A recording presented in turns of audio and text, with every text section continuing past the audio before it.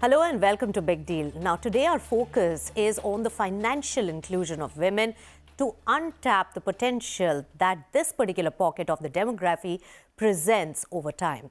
Now, for which, remember that many organizations currently are coming together to empower women and also make them a big force for credit offtake and also customers of financial services products in the country.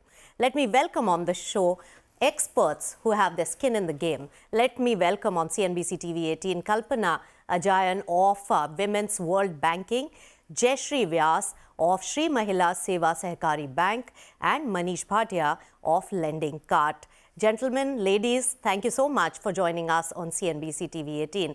Now, since Kalpana is right here in the studio with me, let me pose this question. What is your organization doing? It's a non-profit organization.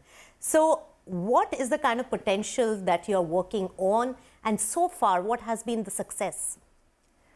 Thank you so much. It's such a pleasure to be here today, Nisha.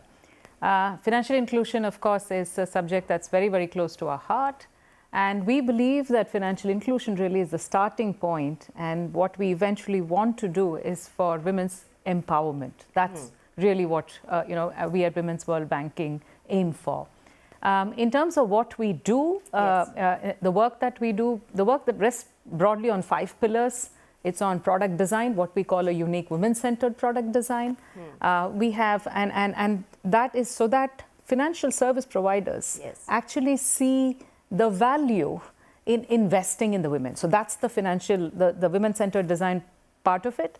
The second piece that we do a lot of work on is actually around the MSME space. How to ensure access to the women that desperately need this credit. The third piece is around the learning and development, which we do with a very unique program for regulators. How do we bring gender sensitization? How do we bring that angle with regulators? And we have a program of leadership also for regulators, and we have regular participation even from, it's a global program, and we have Indian regulators coming as well. We have a small fund which invests in women-run and women-centered enterprise. And the last piece, of course, is that we can't do this all alone. We need everybody to participate. And so a lot of work is done on insights that we get from research, which then pushes the fulcrum on the advocacy piece, and the thought leadership piece on women and financial inclusion. In India, it's savings-led, where we do the work with public sector banks, large public sector banks. We do the work on the credit-led piece with people like SIDBI, who are the apex players in this area. And the third piece, again, is on fintech and advocacy.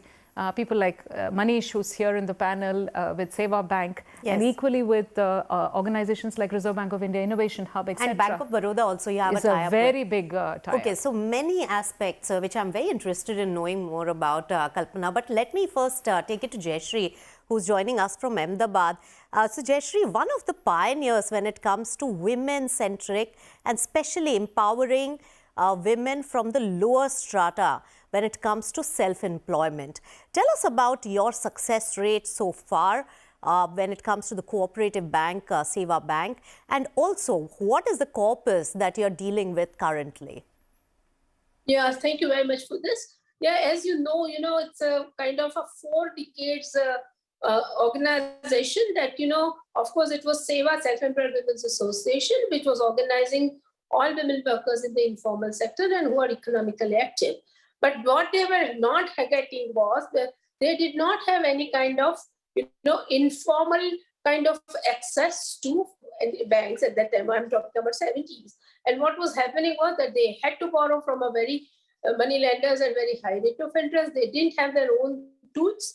They were using rent for this and giving lots of capital to interest to all the money lenders. And that was the time when these women decided that we should start our own bank. And that's how these 4,000 self-employed women, they distributed their 10 rupees per everyone. And we started a bank, cooperative bank for these women, especially for these women. So that was the first thing. And at that time, we didn't know, we didn't have any blueprint and anything else. But what we understood was that we wanted to help these women to come out of the debts, higher debts, and we also wanted to help them to help them to increase their whatever tools and other activities which they were doing. And this was the time, I would say, that we also helped them to save anyway 5 rupees, 10 rupees, but they were also started saving in formal saving in formal sector. So this was something which I thought at that time, even the financial inclusion concept was not there. But I think this was the concept which we started early in the 70s. But Yes. then we slowly found that it is not that only they want credit and saving, but we were looking at the life cycle needs, and then in their family also they didn't have any bank.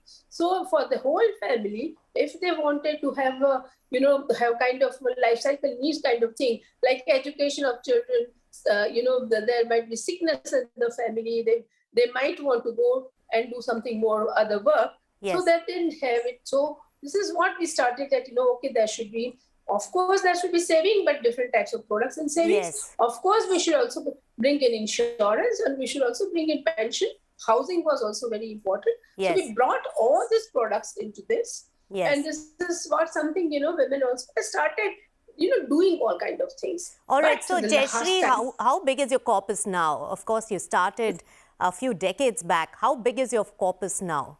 Yeah, it's around 700 crores. And this is because it's not that, the turnover is always high, but women are ready, as they are saving and then withdrawing, saving and withdrawing. That's something which we have always seen. So even the first woman has given, maybe we have given 16 loans to these women, but still, they're also the same thing. Smaller one, then it's a little bigger, Right. little bigger. Right. So, I think our Right. turnover is more, but our, corpus is 700 All right, so crores rupees, Jayshree, but this is all... Yeah, Yes. that 700 crores is not a small, sum by all means, because you're just concentrated in one state, and we're talking about just one region. Now, Manish, you heard the two ladies talk about their experiences, but there is business to be made from this particular demography, really coming in, getting empowered, and credit offtake being done. How are new age lending companies like yourself, who's focused at MSME, really looking at this and trying to untap the potential from this aspect? Sure. First of all, Nisha, thanks for having me on this program. So overall, if I just step back a little bit, right, and from a foundational standpoint, there are these three: Jan Dhan, Aadhaar, and mobile has actually led to over 400 million underserved Indians to actually get included in the financial ecosystem. Now, out of which obviously there's a big portion of that that's actually going to women. Now, if I look at MSMEs, right, out of the 63 million MSMEs in India, about 20% of them are registered to women entrepreneurs.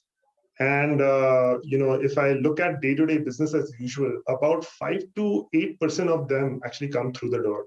So there's a huge gap between, the potential, which is the market opportunity, to versus, how many actually women find help or find the right product for themselves, and then sort of, come to the foray. So overall, what Lending Card essentially is doing is, they're building a huge, what we call distribution engine. And this distribution engine is basically, completely digital. Through either direct marketing or through channel partnerships or through, a DSA channel, which is online to offline for us. What we do is we basically expose these different products to women, underserved segment, so that they could actually find us and, take the working capital loan that they actually deserve. Right. So Manish spoke about the platform. But Kalpana, clearly this platform is for the people who already know, are educated. But I'm sure your organization is doing a lot to reach out to women who may have the need but do not have the understanding as well as the education, financial education. How is that traction building, and what have you seen through your various studies as well as experiences? It's a very pertinent point, Nisha. Absolutely. If there is one big barrier, in front of women when it comes to financial inclusion, I would say yes, mobile phone ownership and internet, access of internet, those of course are barriers. Those are very real barriers. But even if I do have, and if I'm somebody from a lower and middle income category, and I do have a phone and I do have internet, I have huge barriers, which actually come in the way of, there's a trust issue.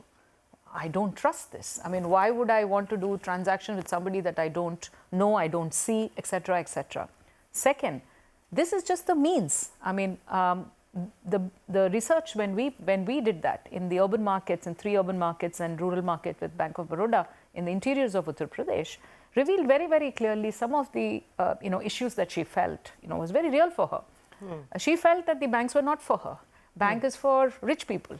Me with my small money, with my small amount. It could be intimidating. So what is the solution to that? And you spoke about banking correspondence. Exactly. You've done a lot of work on that. Absolutely. So we said, okay, bank branches may be intimidating, which is precisely why there are banking correspondents. But really, was there gender sensitization with the banking correspondents? Not so much. So that's where people like us really had to kind of step in and work with the banking correspondents. Right. There was gender sensitization training for the banking correspondents, relationship building skills as well. Of course. Because the minute then they get comfortable, then not just with the savings is just the first step. There are far more appropriate resilience then products. Much wider range of products can be really looked into, and that can be used. So very pertinent point there by Kalpana, and the beginning is from the financial literacy, the education on what is on the anvil, and that also comes in with gender sensitization of the entire banking and financial services space, and that is a very important takeaway from this conversation. But we'll slip into a short breather. We'll come back and discuss more about how to tap into the potential of this particular demography, which can really result in a lot more circulation of the financial services products as well as credit offtake. Stay tuned to Big Deal.